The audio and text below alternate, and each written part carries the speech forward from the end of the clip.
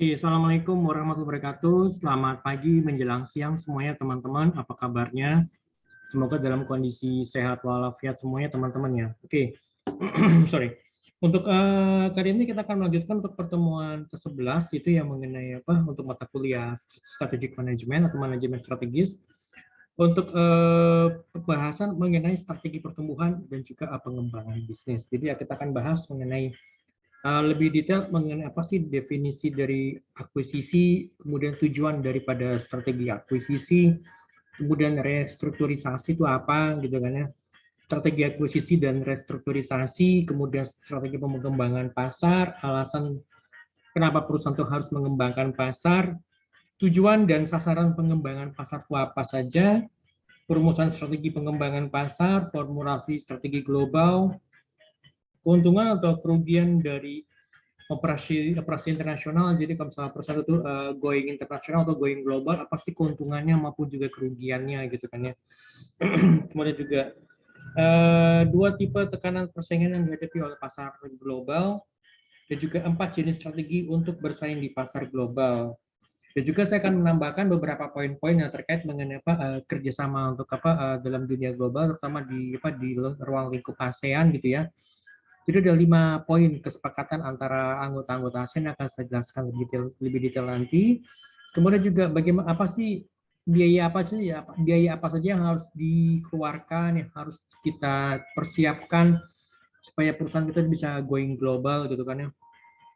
Kemudian langkah-langkahnya untuk going global itu seperti apa, dan juga model bisnis untuk going global itu apa-apa saja, dan juga beberapa poin-poin yang menarik mengenai perusahaan-perusahaan kita yang sudah mengglobal gitu ya. Oke, ini saya share screen dulu. Oke, just a moment.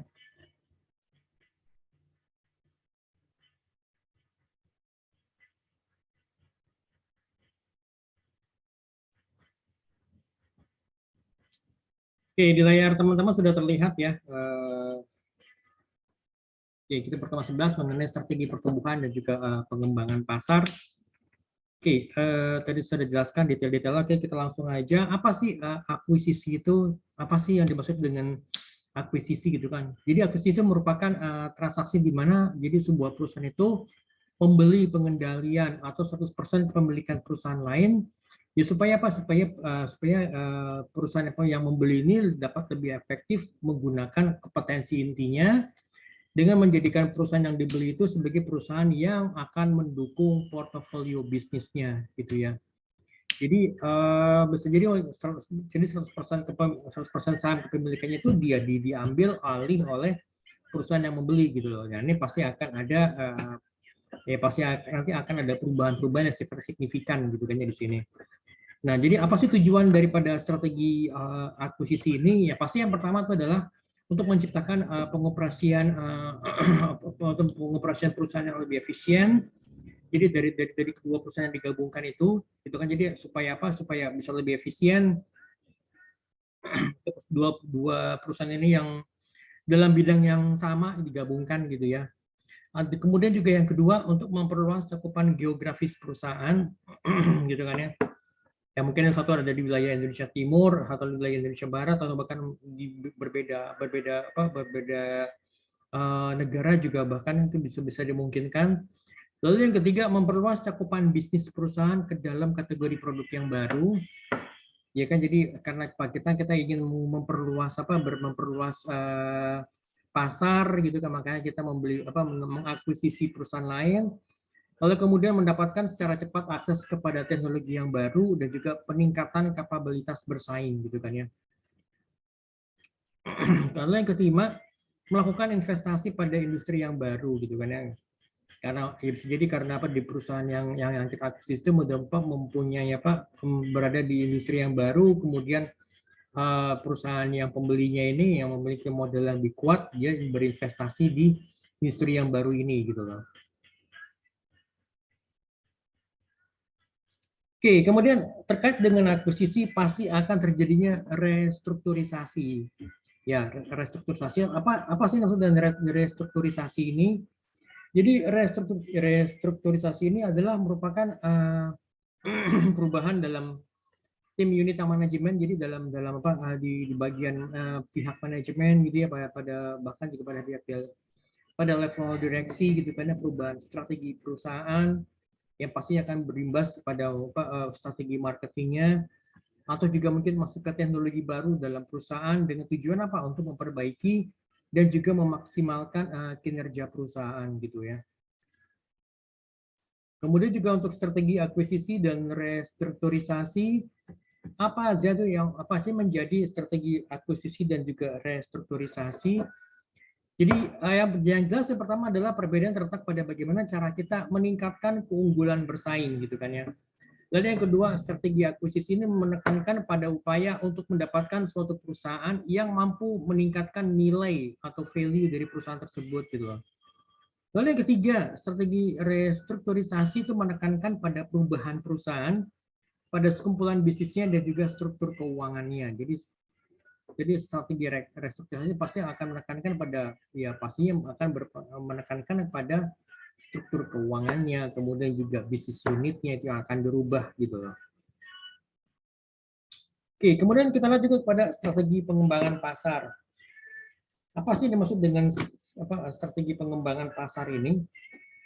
Jadi strategi pengembangan pasar itu merupakan suatu keputusan strategi dari suatu perusahaan untuk bisa memanfaatkan peluang pasar bagi pertumbuhan perusahaan secara berkelanjutan. Jadi supaya perusahaannya bisa bertumbuh secara continuous gitu, jadi nggak mandek pertumbuhannya, maka diperlukannya adanya pengembangan pasar gitu kan. Jadi keberhasilan ini ya diharapkan perusahaan bisa memiliki kemampuan, keunggulan, daya saing yang berkesinambungan. Jadi ya saling mendukung dalam di internal perusahaan, bahwa mereka bisa mereka bisa lebih unggul dibandingkan pesaing-pesaing yang lainnya gitu kan ya. Makanya kenapa ada juga pastinya selain dari perusahaan itu bisa mengembangkan pasarnya, kemudian perusahaan juga harus bisa harus bisa unggul dibandingkan pesaing-pesaing yang lainnya gitu. Oke, kita lihat apa sih alasan dari pengembangan pasar ini, market development ini apa sih sebenarnya tujuannya gitu kan ya. Yang pertama pasti adanya peluang untuk membangun sinergi. Jadi antara pengetahuan yang dimiliki saat ini dengan nilai yang ditawarkan. Gitu kan. Lalu yang kedua, munculnya pasar baru yang pertumbuhannya itu diperkirakan besar dan juga layak, sehingga dapat menjadi peluang bersaing untuk organisasi perusahaan gitu kan ya. Lalu yang ketiga, terdapatnya keinginan untuk pindah dari suatu pasar yang sempit ke pasar yang lebih luas. Jadi ada tiga alasan gitu ya. Yang pertama, membangun sinergi antara pengetahuan yang dimiliki saat ini dengan value yang ditawarkan. Lalu yang kedua, itu ada munculnya pasar baru yang pertumbuhan itu ya kemungkinannya akan besar gitu ya, dan juga layak untuk layak itu pasar layak gitu kan. Sehingga jadi menjadi peluang bersaing untuk organisasi perusahaan gitu kan ya. Dan juga keinginan untuk pindah dari suatu pasar yang sempit ke pasar yang lebih luas gitu kan. Contohnya apa? Misalnya poin 2, misalnya kalau kita lihat saat ini apa sih industri yang sedang booming gitu kan ya. Industri yang booming misalnya contohnya apa? Misalnya seperti industri transportasi, dan kemudian juga industri telekomunikasi juga itu kan sedang booming saat ini. Ya pastinya akan menjadi daya tarik bagi perusahaan-perusahaan untuk bisa berkecimpung di industri-industri tersebut ya. Misalnya seperti kayak di transportasi, misalnya kita lihat adanya ya ada misalnya seperti kayak ojek online gitu kan ya. Kemudian juga apalagi misalnya pada saat pandemi seperti sekarang kita lihat misalnya misalnya logistik gitu ya, perusahaan logistik, kurir itu kan juga sudah booming kan saat ini. Nah, pastinya akan membuat banyak perusahaan yang tertarik untuk masuk ke dalam pasar tersebut gitu ya. Oke, kemudian kita lihat lagi selain dari alasan itu adalah bagaimana tujuan dan juga sasaran dari pengembangan pasar. Tujuan dari pengembangan pasar pasti untuk meningkatkan market share-nya, meningkatkan pangsa pasar di produk yang sudah ada saat ini, di produk pasar sudah ada sekarang, dan juga memperluas pada segmen pasar yang baru. Ya sehingga apa? Sehingga akan mendapatkan dapat meningkatkan keunggulan bersaing bagi perusahaan gitu kan ya. Jadi dengan adanya perkembangan pasar diharapkan perusahaan juga akan dapat memperluas dan juga menjangkau seluruh permintaan pasar gitu kan ya. Ya, oke, sekarang kita lihat lagi. Bagaimana kita bisa merumuskan strategi pengembangan pasar, market development ini. Jadi strategi pengembangan pasar diarahkan untuk mentransfer produk yang ada ke segmen pasar yang baru dan juga untuk untuk pengembangan ke pasar internasional gitu kan. Jadi ada strategi yang digunakan untuk pengembangan pasar, yaitu strategi inovasi produk. Jadi inovasi produk dan juga inovasi pemasaran. Jadi intinya adalah kepada inovasi. Jadi inovasi dari sisi produknya maupun juga inovasi dari sisi marketingnya gitu loh. Oke, strategi perusahaan yang ditetapkan itu ya harus dapat menekan pada upaya peran perusahaan dalam kondisi pasar yang ditemukan, yaitu pasar yang muncul atau segera timbul, pasar yang memiliki growth yang cepat gitu loh. Pasar yang matang dengan pertumbuhannya lambat gitu kan. Kemudian pasar yang menurun, pasar yang bergejolak, pasar yang terfragmentasi gitu loh. Jadi ada beberapa jenis pasar sini, jadi pasar yang muncul atau segera timbul. Nah, ini kita perusahaan tuh harus bisa aware nih kira-kira apa nih pasar yang mungkin akan muncul gitu kan. Jadi di situ makanya adanya peluang gitu kan. Kemudian juga pasar yang memiliki pertumbuhan yang cepat, growth-nya itu cepat gitu loh. Pasar yang matang dan pertumbuhan itu lambat. Jadi ya memang pasar itu udah mature, tapi pertumbuhannya itu lambat gitu loh. Kemudian pasar yang mulai menurun ini nih mature, kemudian dia mulai pada tahap pertumbuhannya itu menurun gitu loh. Kemudian pasar yang bergejolak dan pasar yang terfragmentasi gitu kan. Nah, kalau kita bicara untuk pengembangan produk, pengembangan pasar, ya pastinya kita akan bicara bagaimana perusahaan itu bisa going global, ya kan, atau masalah going internasional. Jadi bagaimana pasar terutama untuk perusahaan-perusahaan lokal yang ada di Indonesia bisa memanfaatkan pasar di luar. Misalnya contohnya apa ya, seperti sekarang ini pasar di Asia, negara-negara ASEAN gitu kan ya. Kemudian juga masalah pasar di negara di Asia, atau mungkin misalnya kalau kita lihat di Cina dengan penduduk yang sangat penduduk yang banyak bisa menjadi potensi bagi perusahaan gitu kan. Jadi makanya kenapa ya banyak kita misalnya perusahaan tuh mengekspor produknya, perusahaan sudah mulai ekspansi dengan misalnya mengekspor produknya ke luar negeri, misalnya ke Cina, atau mungkin dia mencari partner di sana kan, atau bahkan misalnya dia membuka cabang di Cina gitu loh. Nah, seperti itu. Jadi ya, masing-masing pasar itu memiliki karakteristik yang berbeda-beda gitu. Misalkan kalau kalian masuk ke pasar China gitu ya, berarti kalian investasi China ya pasti ya itu akan ada aturan-aturan tertentu gitu yang harus diikuti dan ya harus dipatuhi gitu kan ya. Kemudian juga misalkan kalau kalian masuk ke misalnya ke pasar Eropa itu pasti akan berbeda lagi. Demikian juga misalnya masuk ke pasar di Amerika, terutama di Amerika Serikat gitu kan ya. Nah, oke, sekarang kita lihat di sini peluang yang dihadapi perusahaan dalam mencari upaya pengembangan dan juga eksploitasi kompetensi inti yaitu ya dengan mendiversifikasi pasar ke dalam pasar global. Jadi intinya adalah ya kalau ya misalkan kalau kita ingin mengembangkan pasar kita, mengembangkan supaya perusahaan bisa growth-nya itu sustainable gitu ya, tetap bertahan. Ya salah satu alternatif adalah dengan memanfaatkan global market gitu loh. Jadi memang sini going global itu ya merupakan suatu bisnis yang merencanakan untuk bisa beroperasi secara global itu yang harus memiliki formulasi strategi yang tepat gitu loh. Jadi harus tepat. Bagaimana supaya misal tadi kalau misalkan kalau saya mau masuk pasar kemana nih, gitu. Kemudian berapa cost-nya, berapa biayanya gitu kan. Kalau misalnya saya masuk pasar ke China itu berapa cost yang harus kalian keluarkan gitu ya. Kemudian dibandingkan misalkan kalau kalian misalnya ekspansi atau going global misalkan ke pasar misalnya ke pasar Eropa, mana yang misalnya biayanya lebih terjangkau atau lebih rendah, tetapi memiliki misalnya tetap memiliki daya tarik yang tinggi gitu loh. Memang kalau China tuh memiliki daya tarik yang tinggi, tetapi ada banyak peraturan-peraturan yang setahu saya harus diperhatikan gitu loh. Jadi either itu misalnya dia kalau nggak salah tuh harus melibatkan pihak dari Politbiro di China, atau mungkin ya bisa mencari partner yang ada di China gitu kan ya. Nah seperti itu gitu loh. Oke, kita lihat lagi di sini. Apa sih keuntungan yang diperoleh dari operasi internasional? Jadi misalkan kalau proses itu going global itu apa sih keuntungan yang bisa didapat?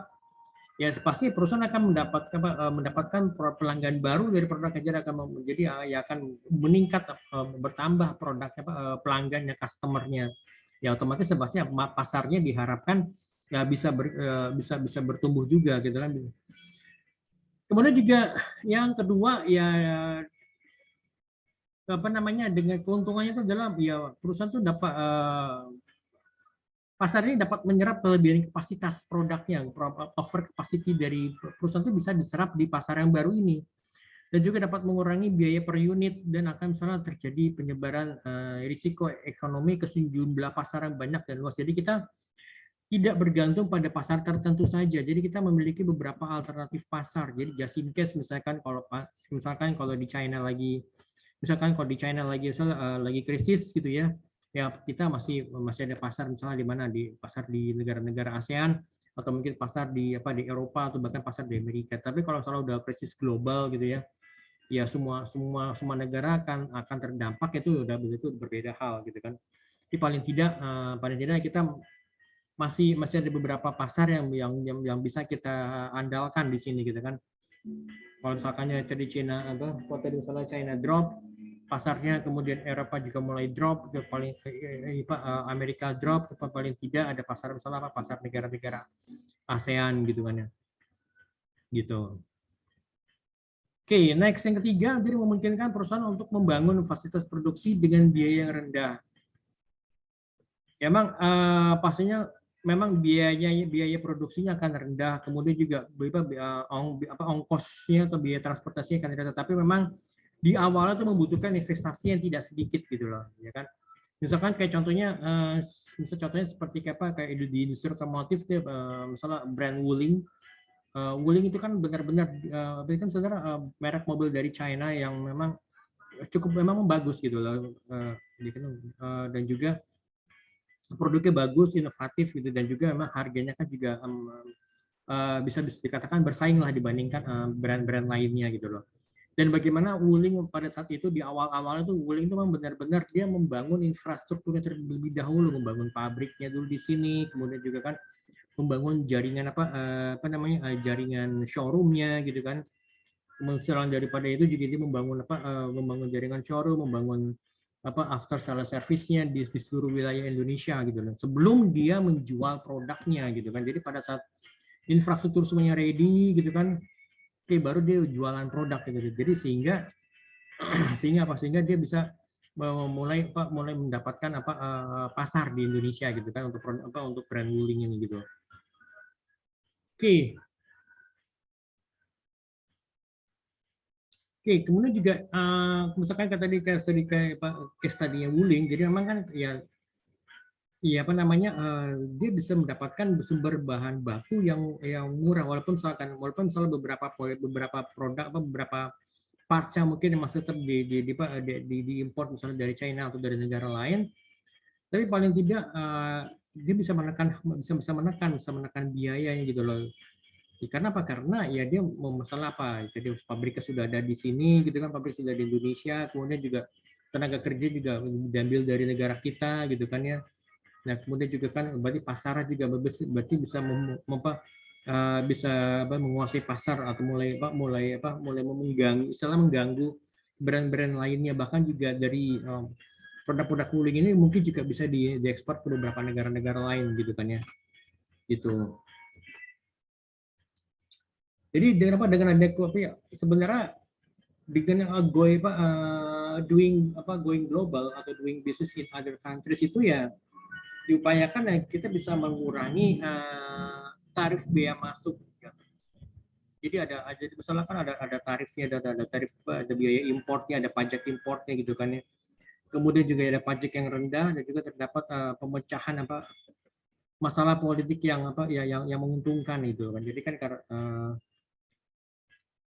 kalau kita bicara ya bicara investasi besar ya pasti itu kan pemerintah juga kan akan ikut terlibat gitu kan, government juga akan ikut terlibat gitu loh. Ya apalagi misalkan kalau kondisi seperti ini kan ya di Indonesia kan memang masih membuka ya membutuhkan apa lapangan pekerjaan yang luas sehingga ya pastinya ya kita akan mengundang apa para investor untuk bisa masuk ke Indonesia gitu kan ya. Ya pasti kalau kita supaya kita bisa mengundang investor untuk bisa masuk ke Indonesia supaya mereka mau invest uang mereka di negara kita, ya pasti mereka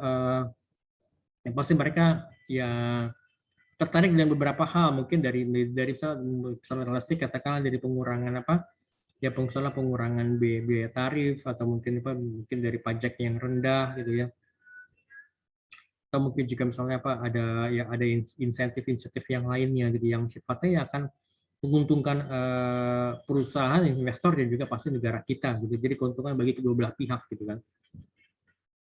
Lalu yang kelima keuntungan yang lain itu adalah perusahaan dapat perusahaan itu dapat mencapai skala ekonomis. Jadi skala ekonomis sehingga tingkat efisiensi produknya tingkat efisiensi produksinya akan lebih baik gitu kan ya. Oke. Kalau tadi kita udah bicara mengenai kelebihannya ya. Sekarang kalau kita sekarang akan bicara apa mengenai kekurangan, apa sih kekurangannya? Ya kan? Oke, kalau kekurangannya pasti ya bayangkan kalau misalkan ada Resi katakan misalkan kalau negara kita tuh punya ada perusahaan dari negara kita yang investasi misalkan di Afghanistan. Kira-kira dengan kondisi seperti sekarang ini bagaimana gitu kan perlu dipertimbangkan juga gitu kan karena apalagi sekarang sedang bergejolak gitu ya. Kemudian juga pengoperasian itu ya pastinya akan mungkin sedikit banyak akan menimbulkan masalah beberapa masalah-masalah yang harus kita sikapi gitu loh ya kan ya selain dari apa tadi mengenai masalah politik itu kan itu di luar dari kontrol di luar dari kontrol perusahaan gitu kan ya kemudian juga pasti ada masalah yang lainnya ya mungkin ya selain dari budaya ya selain dari bahasa gitu kan dan kemudian juga value yang berbeda antara misalnya antara negara kita mungkin dengan negara-negara di Eropa gitu kan ya value yang berbeda antara atau budaya yang berbeda antara kita dengan misalnya dengan negara-negara barat itu kan ini pasti akan jadi kesulitan akan menjadi barrier gitu loh seperti itu gitu kan kemudian juga ya mengenai aturan-aturannya gitu kan belum lagi misalkan kalau ternyata misalkan kalau kita punya investasi di luar negeri di satu negara tertentu tapi ternyata sayangnya negara ini yang mungkin aturannya tuh sering berubah jadi tidak ada kepastian hukum gitu jadi yang tadi mungkin di awalnya kita diberikan beberapa banyak insentif sehingga akhirnya ada beberapa perusahaan dari negara kita yang masuk misalnya ke satu negara tertentu akhirnya mereka investasi itu membuka pabrik gitu ya membuka pabrik semuanya kan ya tapi akhirnya dengan kondisi seperti sekarang masalah dengan negaranya bergejolak mungkin hampir terjadi perang saudara gitu kan ya perebutan kekuasaan itu ya jadi menjadi hal yang menjadi hal yang ya bisa dibilang ya mengkhawatirkan bagi para investor gitu kan ya. Oke, jadi ada dua tipe tekanan persaingan yang dihadapi oleh pasar global. Gitu. Yang pertama adalah tekanan untuk pengurangan biaya. Ini pasti begitu. Pasti ini kan diincar sama semua orang. Bagaimana caranya supaya investor itu bisa mendapatkan pengurangan biaya. Jadi hal ini bisa diatasi dengan misalnya dengan melakukan produksi, kemudian juga masa dan juga standarisasi produk yang pada lokasi yang tepat. Jadi Jadi ya pastinya kalau misalkan investor itu misalnya dia invest di suatu negara tertentu gitu kan ya pasti dia menginginkan adanya ya dia pasti menginginkan adanya pengurangan biaya dan dengan cara dengan cara misalnya melakukan produksi dengan jumlah tertentu sampai pada titik atau poin tertentu akhirnya dia bisa mendapatkan pengurangan biaya gitu kan ya. Lalu yang kedua tekanan untuk tanggap terhadap lingkungan lokal jadi local responsiveness gitu loh Jadi tekanan lokal itu terjadi karena beberapa hal seperti ini. Jadi perbedaan selera konsumen dan juga pilihan, perbedaan-perbedaan infrastruktur dan juga praktek-praktek tradisional gitu ya. Perbedaan jalur distribusi, ya kan, pemerintah ada permintaan dari local government-nya yang mungkin yang sifatnya mungkin bisa dibilang tuh mengganggu operasional, atau bahkan juga mengganggu cash flow perusahaan gitu kan ya. Nah, seperti itu gitu. Oke.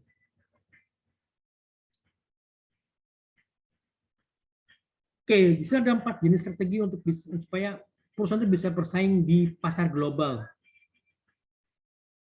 Yang pertama adalah strategi internasional strategi. Jadi strategi ini menawarkan bagaimana perusahaan menciptakan suatu value atau nilai yang unggul dari pesaing dengan melakukan transfer keahlian dan produk yang bernilai kepada pasar asing. Lalu yang kedua, strategi multi domestik. Jadi perusahaan secara ekstensif melakukan customize terhadap produknya ataupun jasanya dan juga strategi pemasarannya ke arah yang disesuaikan dengan kondisi yang disesuaikan dengan masing-masing negara, masing-masing wilayah, gitu kan ya. Kemudian juga ya pastinya juga pemasarannya akan berbeda, gitu kan ya. Kemudian juga ada di setiap negara atau mungkin di setiap wilayah tertentu gitu ya dilakukan juga proses R&D, research and development gitu. Jadi kita bisa perusahaan itu bisa memberikan menciptakan produk ataupun jasa yang sesuai dengan kondisi wilayah, ya kan, disesuaikan dengan di situasi juga kondisi di wilayah tersebut gitu ya. Jadi kita tuh nggak hanya sekedar jualan misalnya jualan produk tetapi ternyata kurang cocok di target wilayah tertentu gitu loh. Misalnya seperti gampangnya kalau kalian lihat misalnya beberapa restoran asing yang ada di negara kita itu, misalkan seperti kayak KFC, dia mengeluarkan menunya itu kok ada menu nasi sih kalau di KFC. Kemudian juga misalnya kalau kalian di McD, kalau kalian pernah lihat kok di McD kok juga ada, dulu tuh pernah ada namanya produknya namanya Mac rendang. Jadi daging di burger McD itu dia ada ada bumbu rendangnya gitu loh. Kemudian juga misalkan let's say katakanlah misalnya beberapa ya di sini karena misalnya beberapa restoran Jepang itu kan juga memberikan logo halal gitu kan, logo halal untuk produknya. Jadi ini kan akan berbeda dengan pasti akan berbeda dengan kondisi di negara asli di Jepang sana. Mungkin beberapa campuran ingredientsnya mungkin yang menggunakan bahan-bahan yang tidak halal, tapi pada saat masuk ke Indonesia ya itu semuanya harus berubah gitu kan ya. Itu semuanya harus dirubah ya. Jadi harus ya menyesuaikan dengan kondisi di negara kita gitu kan ya. Apalagi ini kalau misalkan udah mengenai masalah makanan, jadi kan ya pastinya harus makanan yang berlogo halal kalau memang ya usaha itu pengen tetap sustainable di negara kita gitu kan ya. Oke, itu yang kedua. Lalu yang ketiga itu adalah strategi global. Strategi global itu memusatkan pada peningkatan laba, di mana jadi lebih mengarahkan kepada standarisasi kualitas produk secara global gitu loh, dan tidak melakukan penyesuaian produk terhadap kondisi lokal. Jadi ya dianggap sama semua gitu loh. Ya kenapa? Karena menggunakan strategi yang low cost. Jadi kenapa? Karena kalau berbeda-beda gitu kan disesuaikan dengan kondisi masing-masing negara. Mungkin produk yang ada di negara kita karena pasti kan berbeda dengan produk yang akan dijual misal di Hong Kong gitu kan, atau bahkan dijual di negara asalnya gitu. Ya kenapa? Karena ya akan disesuaikan dengan kondisi dari masing-masing marketnya. Tetapi hal tersebut ya ternyata membebani cost untuk perusahaan induknya gitu kan, perusahaan asalnya. Sehingga akhirnya dibuatlah misalnya strategi low cost, sehingga jadinya ya udah semua produknya itu secara global dianggap sama gitu loh. Jadi tidak ada penyesuaian produk terhadap kondisi di masing-masing local countries-nya gitu kan ya. Lalu yang keempat, strategi transnasional. Strategi ini berusaha untuk mengurangi pengurangan biaya dan juga tekanan local responsiveness yang tinggi secara bersama dan juga melakukan diferensiasi. Jadi apa namanya? Jadi ya berusaha untuk menekan mengurangi tekanan pengurangan biaya. Jadi supaya nggak hanya sekedar apa cut cost atau menekan cost, tetapi tetapi juga memang ya harus melakukan diferensiasi, harus melakukan apa responsiveness yang apa ya yang tinggi gitu kan ya. Jadi harus disesuaikan dengan kondisi masing-masing pasarnya gitu kan. Gitu. Oke. Oke, dan kemudian juga ini ada beberapa poin yang saya mau coba jelaskan itu ya saya ambil dari apa dari beberapa buku, sorry dari satu buku sih sebenarnya. Jadi ini bukunya seperti ini. Judulnya adalah apa? Judul Global Chaser. Ini yang mengarang adalah Mas Hadi. Dan juga Mas Hadi juga memang terkenal sebagai pengarang buku, terutama untuk buku-buku marketing gitu ya. Dan juga salah satu buku yang saat ini yang apa yang juga yang akan launching itu adalah Cool and Agile Brands gitu. Jadi bicara mengenai produk-produk yang tetap bertahan di era pandemi seperti sekarang ini gitu ya. Oke, kita masuk lagi tadi ke mana PowerPoint-nya, gitu kan. Oke, di sini juga di awal ini saya akan coba menjelaskan apa namanya 5 poin kesepakatan nih antar anggota-anggota ASEAN. Ini yang saya ambil dari bukunya Mas Hadi. Jadi yang pertama itu adalah kita bicara mengenai free trade in goods. Jadi perdagangan bebas itu untuk barang-barang gitu ya, goods gitu kan, produk. Jadi pasti di sini semua tarif itu akan dihapuskan. Jadi ada biaya impor tuh udah nggak ada gitu. Jadi semua tarif dihapuskan. Jadi kan jadi sini intinya dalam remove non tariff barriers. Jadi menghapuskan semua biaya-biaya tarif, biaya import itu nggak ada gitu kan. Apa larangan-larangan, halangan-halangan itu semua dihapuskan semuanya gitu kan. Jadi juga sudah tidak ada lagi klasifikasi industri yang sifatnya sensitif gitu ya. Lalu yang kedua free trade in services. Jadi ini perdagangan bebas ini untuk jasa. Jadi kesepakatan yang diambil itu adalah jadi kita tuh harus bisa memfasilitasi interaksi di perbatasan gitu. Jadi tidak terlepas dari adanya aturan-aturan domestik di masing-masing wilayah gitu kan. Mengeliminate, menghapuskan intra-regional trade restrictions. Jadi menghapuskan semua larangan-larangan perdagangan di regional ASEAN gitu kan ya. Dan juga meningkatkan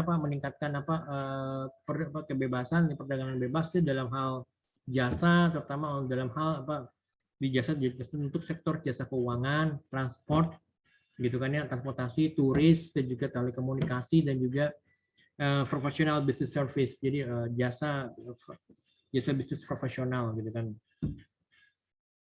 Kemudian juga free flow if skilled labor. Jadi ini malah jadi kita tuh malah kita bebas bisa bekerja di negara lain gitu karena intinya seperti itu gitu loh. Jadi ya banyak mungkin kalau berpikir waduh sekarang kok banyak banget ya misalnya ada orang Filipina kerja di Indonesia gitu kan ya. Mungkin bahkan bahasa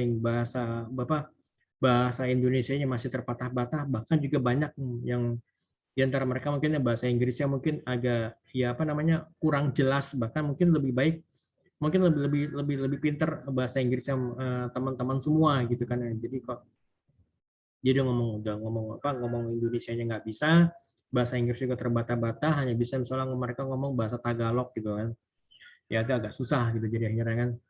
Nah, jadi itu free flow if skilled labor. Jadi di antara negara-negara ASEAN. Tetapi kita juga punya kesempatan yang sama. Kita juga bisa bekerja di Malaysia, gitu kan ya. Pastinya juga jangan hanya sekedar menjadi menjadi TKI, tapi juga bisa menjadi tenaga yang terdidik, skilled labor gitu loh.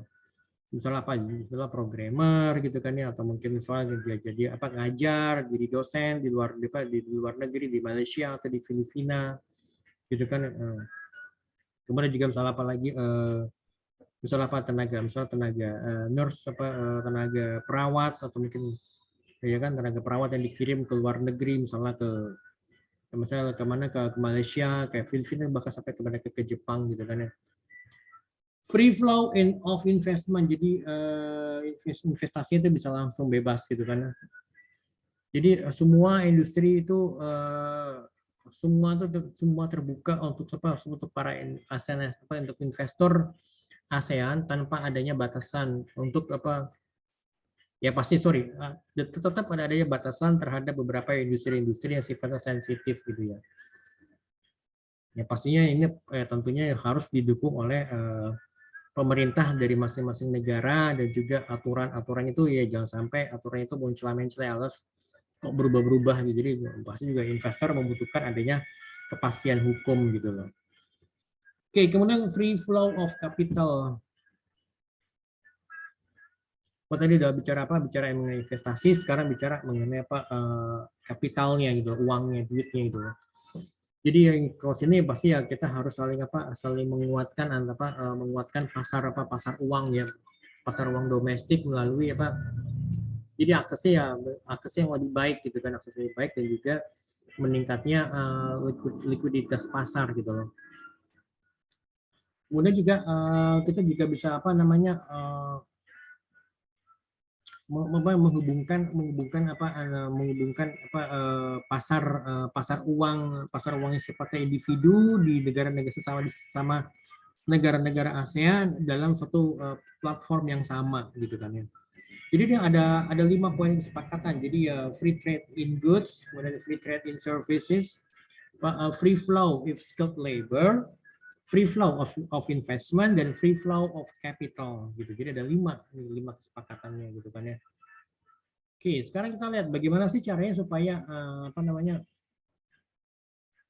kita bicara dulu mengenai biaya-biaya apa saja sih yang harus dikeluarkan, ya kan? Kalau kita mau going global gitu loh. Yang pertama itu adalah untuk biaya transaksi atau transaction cost. Jadi ada dibagi dua, secara umum dibagi dua. Jadi ada cross border cost, kemudian juga domestic cost. Nah, kita lihat cross border cost itu jadi ya jenis biaya yang dikeluarkan oleh perusahaan untuk menghasilkan produk bagi target konsumennya di suatu negara dengan cara strategic outsourcing di negara lain.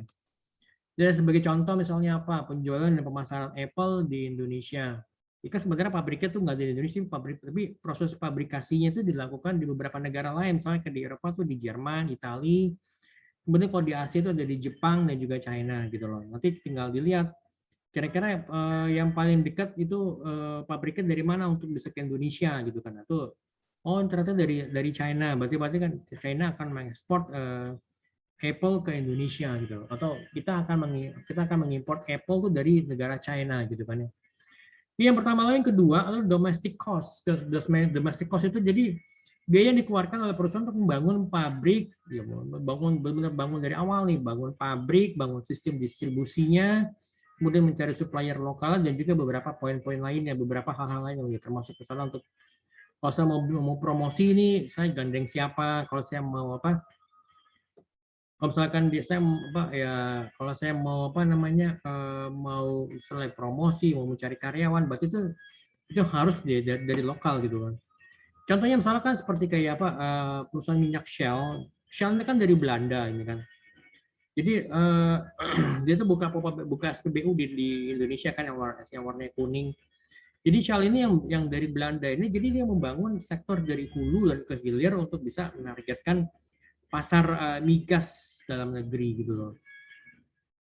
Ya kan soal dia nggak hanya sekedar SPBU, tapi kan juga dia punya produk misalnya untuk ya oli mesin, misalnya oli transmisi, atau mungkin juga kemudian juga ya support yang lainnya misalnya gitu kan. Nah, tetapi dia memiliki dia membangun sektor hulu dan hilir itu ada di negara kita gitu loh. Kemudian yang kedua ada biaya tarif dan biaya non tarif. Biaya tarif itu adalah misalnya bentuk pajak ekspor atau bentuk pajak impor yang dikenakan kepada perusahaan oleh pemerintah setempat. Jadi sehingga akhirnya bisa berdampak kepada naiknya harga produk sampai di tangan konsumen akhir. Misalkan kalau kalian lihat, misalkan kalau kayak Apple itu kan berarti kan diimpor dari China, pasti akan terkena pajak importnya gitu kan, ada pajak import, mungkin pajak barang mewah gitu kan ya. Sehingga akhirnya apa ya, harganya ya akan meningkat gitu kan ya. Lalu yang kedua adalah biaya biaya non tarif. Biaya non tarif itu meliputi jadi meliputi kinerja birokrasi pemerintah setempat. Kemudian juga kondisi infrastruktur, misalnya kondisi jalannya gitu kan ya. Kita kan kemudian juga pembatasan impor, kemudian juga standarisasi produk, kemudian juga misalnya ada subsidi tertentu, atau mungkin juga ada lisensi dan juga beberapa poin-poin lainnya gitu loh. Lalu yang ketiga, biaya transportasi atau transportation cost.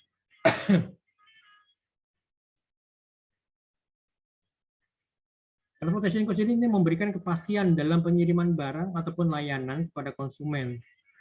Jadi transportasi ini menjadi apa ya, kayak jadi kunci penting dalam hal outsourcing. Jadi pengiriman dan distribusi produknya sampai ke tangan konsumen. Jadi di sini ya, selain dari tadi apa yang dua pertama biaya transaksi, kemudian juga biaya tarif dan non tarif, dan juga pasti ada biaya transportasi. Apa jadi ini kan ya pengiriman barang, misal dari pengiriman barang ataupun juga layanan kepada konsumen. Jadi ini ya misalnya ngirim barang setelah dari satu negara ke negara lain gitu kan.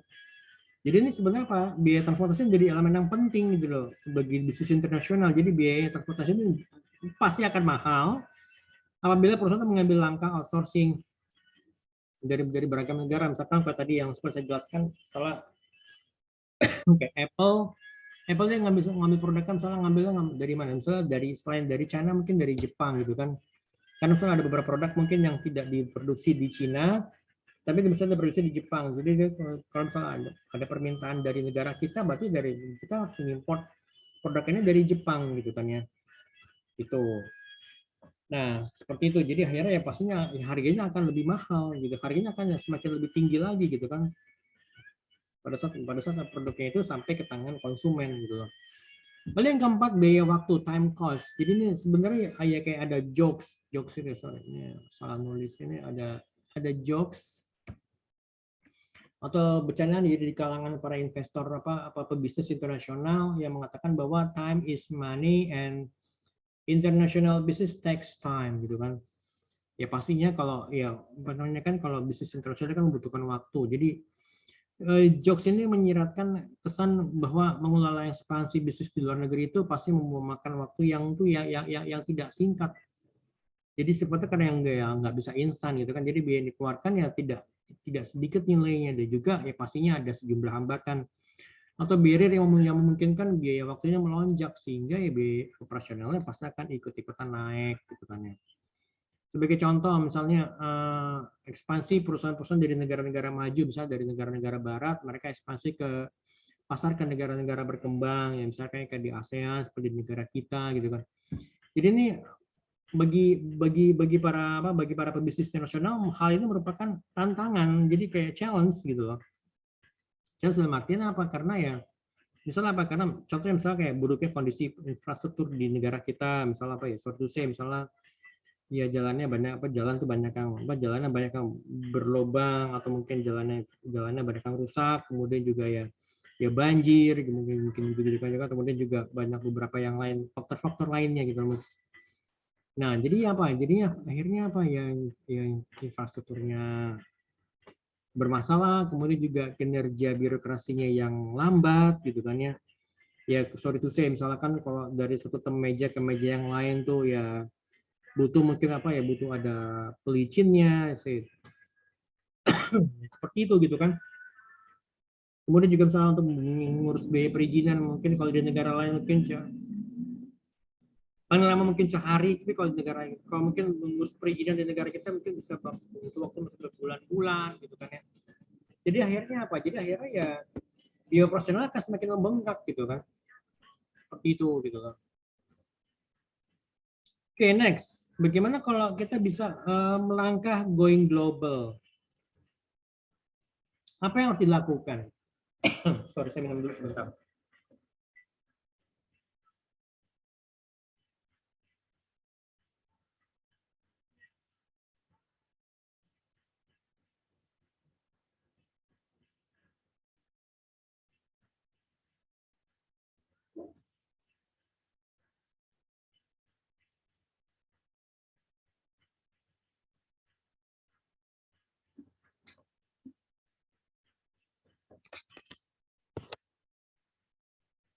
Oke, langkah-langkah going global itu pertama ya pastinya kita harus mengetahui bisnis internasional seperti apa gitu kan.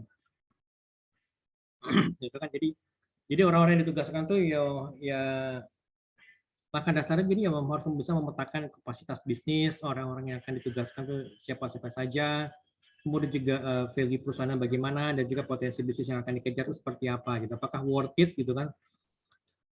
Ya kan apakah worth it? Apakah misalnya worth it bisa dikejar misalnya untuk jangka waktu 20 tahun sampai 30 tahun yang akan datang gitu kan? Karena apa? Karena misalnya investasi yang ditanamkan juga itu tidak sedikit gitu kan. Misalkan seperti kayak misalnya seperti kayak Wuling itu masuk ke pasar Indonesia kan pasti mereka sudah mempelajari terlebih dahulu kan siapa saja pemain-pemain besarnya di industri otomotif di Indonesia gitu kan pasti ya sudah ada misalnya beberapa brand-brand yang kuat brand-brand sudah yang tertanam kuat sudah menancap kuat di benak konsumen di Indonesia gitu kan. Jadi ya sebelum melakukan analisa eksternal ya mutlak bagi perusahaan untuk bisa melakukan ekspansi pasar untuk menganalisis kapabilitas diri terlebih dahulu. Kemudian juga perusahaan yang harus mengetahui budaya masyarakat setempat gitu loh. Lalu yang kedua mengidentifikasi dan juga memahami pasar gitu loh. Jadi setiap perusahaan yang melakukan ekspansi global tuh wajib memahami pasar yang akan dituju dan juga konsumen yang dibidiknya seperti apa. Tujuannya apa? Tujuan untuk bisa mengetahui sejauh mana tingkat kecocokan produk ataupun layanan yang dimiliki untuk bisa memberikan service pada pasarnya gitu kan. Nah, seperti itu. Jadi ya kita harus tahu jenis pasar bagaimana, konsumennya seperti apa, ya tentunya pasti harus ada harus ada survei-survei yang harus dilakukan sebelumnya gitu kan. Lalu yang ketiga ada creating business plan and entry strategy. Jadi ada beberapa poin-poin penting yang harus ditanyakan yang harus menjadi panduan bagi perusahaan untuk bisa melakukan ekspansi global. Jadi pertanyaan tersebut itu mulai dari bisnis model seperti apa yang akan diadopsi untuk pasar internasional gitu kan. Ya kan apakah kita sekedar ekspor atau mungkin kita buka pasar di sana atau kita joint venture dengan perusahaan yang sudah ada atau mungkin kita melakukan langkah yang lain gitu kan. Kemudian juga entry strategis seperti apa yang akan dilakukan, bagaimana dengan produk yang harus comply dengan regulasi pasar di tujuan ya kan. Jadi apakah juga perusahaan harus menciptakan layanan konsumen di luar negeri? Bagaimana dengan teknik pemasaran dan juga penjualan yang sesuai dengan kondisi masyarakat ya lokal gitu loh.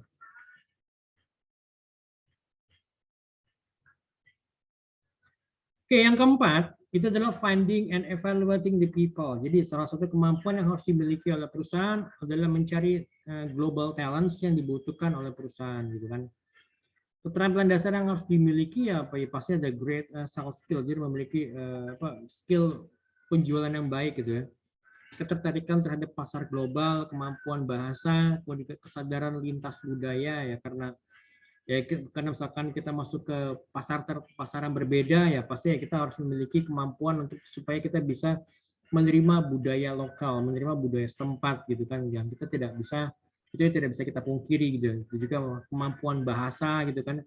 Jadi nggak hanya sekedar bahasa tapi juga budayanya yang harus kita bisa kenal gitu kan.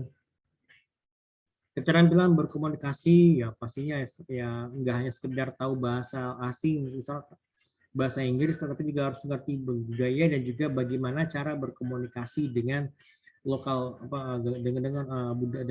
lokal people di sana gitu kan ya. Jadi ada 3 jenis talenta yang harus dicari. Jadi dari internal perusahaan, jadi internal tim, apakah ada, kemudian juga dari luar, jadi outside resource team, dan juga talenta dari lokal, jadi lokal timnya. Pasti harus melibatkan lokal timnya gitu kan ya. Kalau misalnya kita masuk ke pasar negara-negara Eropa Timur yang bekas bekas Rusia itu kan pecahannya Rusia ya pastinya kita harus bisa ya pertama harus bisa tahu mengenai bahasa Rusianya gitu kan ya atau mungkin tahu bahasa lokal setempat kemudian juga kita harus bisa mengerti budayanya dan juga ya pastinya ya kita harus bisa berkomunikasi dengan mereka gitu kan ya. Oke, kemudian kelima itu adalah think local, act lokal. Jadi kita sekarang berpikir lokal, bukan bukan think global gitu, tapi kita think lokal, act lokal. Jadi setiap perusahaan itu ya harus berpikir dan juga bertindak lokal, jadi going lokal gitu loh, sesuai dengan kondisi di negara tujuan, gitu kan. Strategi melokal ini adalah merupakan point of differentiation yang ampuh bagi perusahaan yang beroperasi di banyak negara. Jadi strategi think lokal, act lokal merupakan strategi yang sifatnya ampuh gitu loh. Gitu. Oke, next. Model-model bisnis going global di antara misalnya kita membuka branch gitu kan. Jadi kemudian juga akuisisi tadi sudah dijelaskan ya mengenai akuisisi seperti apa. Ya kan, lalu yang ketiga itu adalah kita membuka aliansi, partnership dan maupun juga joint venture gitu kan ya. Kemudian juga franchise, kemudian juga kita mencari lokal distributor atau kita memberikan lisensi gitu kan ya. Atau mungkin juga kita membuka fasilitas atau membangun pabrik di pasar tujuan kita gitu ya. Oke, kita lihat satu persatu ya. Jadi kalau membuka cabang ya itu ya terdapat beberapa hal-hal yang perlu yang perlu diperhatikan. Jadi harus ada persiapan yang matang gitu kan ya. Jadi persiapan itu diantaranya adalah bagaimana kita mencari dan mempekerjakan karyawan internal untuk ditempatkan di cabang yang baru gitu kan. Jadi kita juga harus bisa mengikuti dan memenuhi prosedur dan juga regulasi di lokal di host country-nya itu di tempat asalnya. Ya kita juga harus mempekerjakan orang lokal karena mereka kan yang tahu budayanya, budaya lokal, atau bahkan juga sampai mungkin mereka yang mengerti mengenai bahasanya gitu kan ya, bahasa, budaya dan cara berkomunikasinya gitu kan. Lalu yang kedua akuisisi, itu akuisisi sudah jelas ya, sudah dijelaskan sebelumnya kan. Jadi bisa dibilang nih, cara potong kompas, jadi cara potong kompas dari perusahaan global untuk bisa masuk pasar luar negeri, ya kan? Ya mereka mengakuisisi perusahaan lokal di sana gitu loh. Jadi modelnya memungkinkan perusahaan untuk bisa mendapatkan pengakuan dari pasar lokal gitu. Model ini juga memungkinkan perusahaan mendapatkan keuntungan berupa kemudahan pengelolaan organisasi. Ya karena kalau perusahaan yang diakuisisi sudah berdiri kokoh, ya tentunya sistem manajemennya sudah kuat, sudah mapan, sudah mantap gitu kan. Portofolio produk juga sudah lengkap, sudah solid, dan juga jaringan distribusi sudah rapih gitu kan ya. Tapi juga ada beberapa hal yang perlu diperhatikan pada saat kita mengakuisisi perusahaan di luar sana. Jadi yang pertama adalah komunikasi yang baik. Lalu yang kedua, kesamaan budaya perusahaan, dan juga ketiga itu adalah keselarasan dengan filosofi perusahaan yang kita akuisisi gitu loh. Oke, kemudian yang ketiga adalah aliansi, partnership dan juga joint venture. Jadi cara ini ya cocok untuk dilakukan di negara-negara yang aturan perdagangan cukup ketat bagi perusahaan asing yang akan beroperasi. Sebagai contoh, misalnya ketentuan pemerintah untuk melindungi produsen dalam negeri atau ketentuan pemerintah menyangkut kewajiban penggunaan konten lokal. Gitu kan. Lalu yang keempat adalah franchise. Franchise misalnya kalau pasti kita semua udah tahu ya, misalkan seperti kayak McDonald's itu kan franchise gitu kan ya. Kemudian juga misalnya KFC juga sebenarnya kan franchise. Jadi ya makanya kenapa pertumbuhan itu cepat gitu kan ya. Atau mungkin juga hotel misalnya kayak Hotel Hyatt yang menggunakan sistem franchise ini ya. Gitu kan. Kemudian yang kelima adalah lokal distributor. Jadi perusahaan yang akan menyebarkan sayap ke luar negeri juga harus bisa bekerja sama dengan distributor lokal. Ya kan? Banyak perusahaan global yang menerapkan strategi ini untuk bisa cepat masuk dan melakukan penetrasi pasar lokal.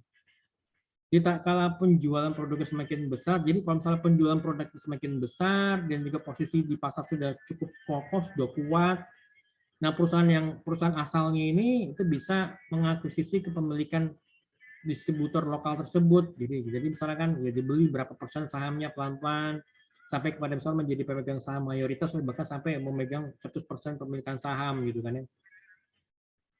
Jadi dalam banyak kasus itu jadi pemilihan mitra distributor lokal ini merupakan persoalan yang pelik. Karena apa? Karena tidak adanya kepercayaan antara perusahaan dengan si distributor. Jadi misalnya ya distributor ada di negara kita, kemudian perusahaannya itu adalah di entah di mana. Jadi akhirnya apa? Akhirnya itu tidak ada apa namanya, tidak ada, susah untuk membangun kepercayaan antara satu pihak dengan pihak yang lain gitu kan. Yang keenam adalah licensing. Jadi strategi ekspansi pasar global yang lain itu merupakan melalui lisensi produk. Lisensi produk atau mungkin lisensi layanan kepada perusahaan lokal gitu kan ya. Keuntungannya apa? Keuntungan dari cara ini yang mempercepat akses masuk ke pasar global. Atau maksudnya pasar lokal yang dituju gitu kan ya. Tetapi jadi setiap perusahaan itu harus hati-hati menggunakan lisensi karena adanya perbedaan hukum, perbedaan peraturan hukum untuk hak atas kekayaan intelektual gitu kan. Ya kan, pertama pada menyangkut misalnya haki itu kan berbeda kan antara misalnya di negara kita dengan negara dengan negara tetangga yang lainnya gitu kan. Lalu yang ketujuh misalnya memiliki fasilitas dan juga membangun pabrik. Membangun pabrik atau fasilitas sendiri itu ya di negara tujuan memiliki keunggulan karena bisa sepenuhnya dikontrol oleh kantor pusat gitu kan ya. Tapi kelemahannya itu ya pasti kelemahan tadi seperti yang sudah dijelaskan di awal, kalau kita investasi ya pasti membutuhkan investasi yang tidak kecil gitu kan, membutuhkan investasi dalam jumlah besar gitu kan. Apalagi misalnya juga harus membangun pabrik, ya juga harus membangun jaringan distribusi produknya dan juga untuk after sales service-nya. Ini kan yang dilakukan oleh Wuling gitu kan.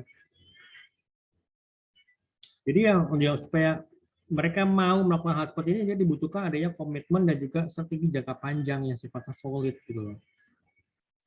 Jadi memang pabrik misalnya kayak Wuling itu yang udah buka pabrik di Cikarang, ya pasti mereka sudah memiliki komitmen jangka panjang gitu bahwa yes memang saya mau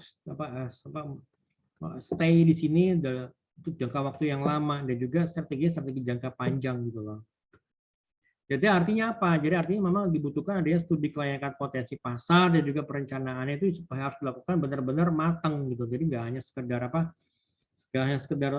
studi pasar toh, tetapi juga mereka benar-benar melakukan mungkin studi pasar yang lebih yang lebih mendalam, yang lebih mendetail gitu kan ya. Seperti itu gitu loh. Oke sih untuk ini bahannya sampai di sini. Kalau misalkan ada yang mau ditanyakan, silakan bisa menghubungi saya di Japri atau misalnya juga bisa tanyakan juga Pak di grup gitu ya. Oke, sekian dari saya. Terima kasih banyak. Sampai ketemu lagi di minggu depan. Assalamualaikum warahmatullahi wabarakatuh.